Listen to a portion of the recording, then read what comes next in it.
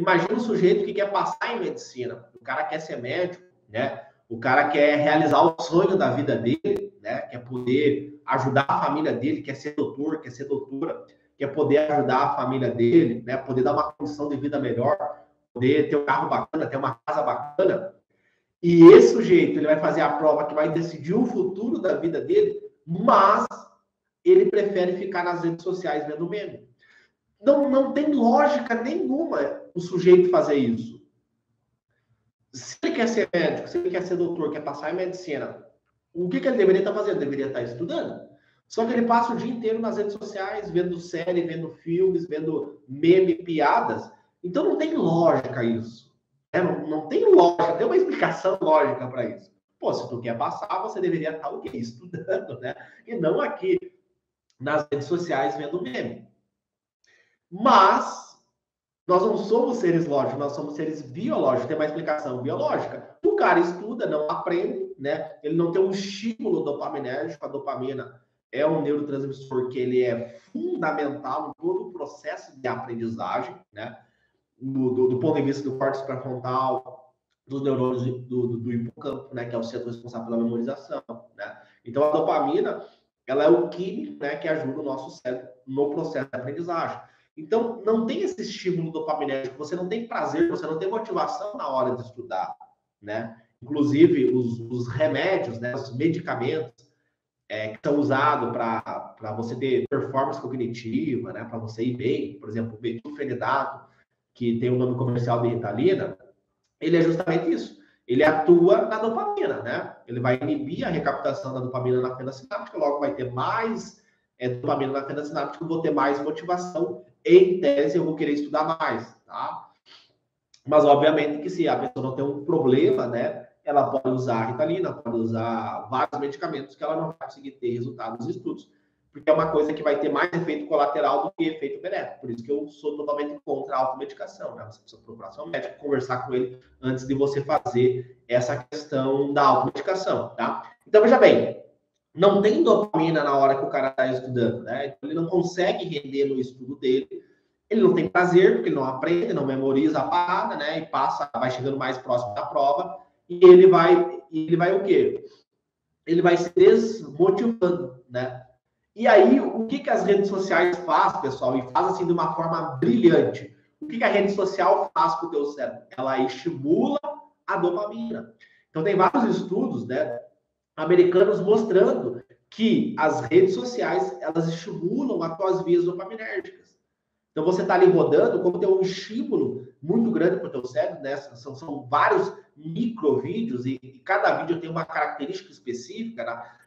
E aí você ri, você dá risada, então tudo isso mexe com toda a tua química cerebral, né? Então, por isso que os engenheiros dessas grandes plataformas, eles estudaram neurociência. Já tem um artigo de Harvard, né, da Escola de Medicina de Harvard, que eles criticam, né, esses mecanismos que são usados nas redes sociais para fazer a pessoa viciar, né? Que faz a pessoa ter esse vício nas redes sociais. Então, tem uma crítica que eles fazem, né? Então, as redes sociais é como se fosse uma faca, né? Você pode usar essa faca para passar manteiga no pão, ou pode usar essa faca para prejudicar alguém, né? Para machucar alguém. Então, perceba, nós não somos seres lógicos, nós somos seres biológicos. Então, não tem uma explicação lógica para você ficar o dia inteiro nas redes sociais, mas tem uma explicação biológica. Estimula a questão dopaminérgica. Comer, por exemplo, né? Comer mexe também com as vias dopaminérgicas. Então, por isso que às vezes você está triste, você está ansioso e você faz o quê? Desconta na comida, quer comer um chocolate, quer comer um alimento rico em açúcar, para quê? Para você dar aquele estímulo de dopamina, para você ter aquele prazer momentâneo através da comida, porque estudar não dá prazer para você, né?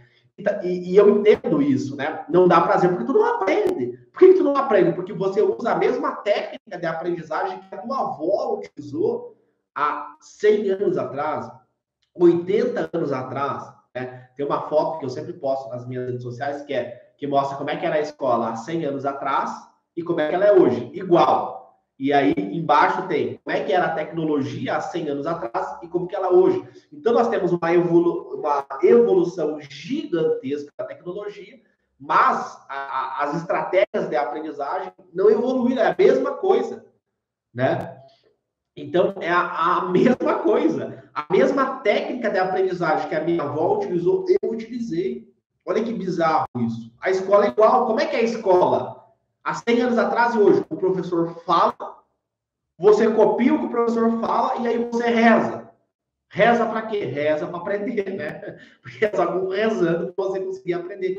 E aí você pega, por exemplo, modelos das grandes universidades de medicina dos Estados Unidos. Tá, beleza. Então, são as melhores escolas de medicina do mundo, né? Tem um ranking que ranqueia quais são as melhores escolas de medicina do mundo, tá? Então, tu pega lá, primeiro, Harvard, né?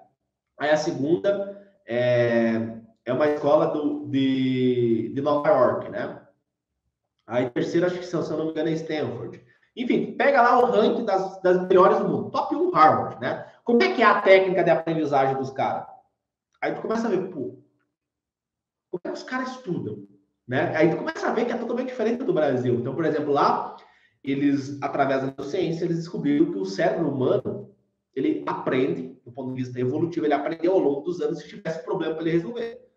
Então, o cérebro é preguiçoso, foi programado para gastar menos energia, então ele só vai aprender se tiver um problema para ele resolver. Então, todo o sistema educacional deles é baseado em problemas. Então, o aluno vai praticar, não vai saber nada, vai ter várias dúvidas, né? Ele vai ter um problema para ele resolver, ele não sabe como que resolve aquele problema, porque ele nunca teve uma aula sobre aquele assunto. Mas ele vai ativar o cérebro dele, ele vai gerar o quê? Atenção seletiva. A atenção é o coração da aprendizagem. Então, lá nos Estados Unidos, o foco é no aluno, não no professor. Quem ministra a aula é o aluno. O aluno ele tem que construir o raciocínio dentro da aula, não o professor que constrói o raciocínio com ele. Imagina que você vai começar a tocar violão, né? Você quer aprender a tocar violão. Se você vai aprender a tocar violão, né? Quem tem que tocar o violão é você, não o teu professor. Se o teu professor começar a tocar violão, quem está aprendendo é o teu professor, não você. O cérebro que está sendo ativado é o do teu professor, não o teu. Né? Imagina que você vai na academia, quem levanta o peso é o teu professor. O músculo que vai crescer, que vai se desenvolver, que vai se fortalecer é o do professor e não o teu. Então é isso que faz o Brasil ser um dos piores países do mundo em educação. Né?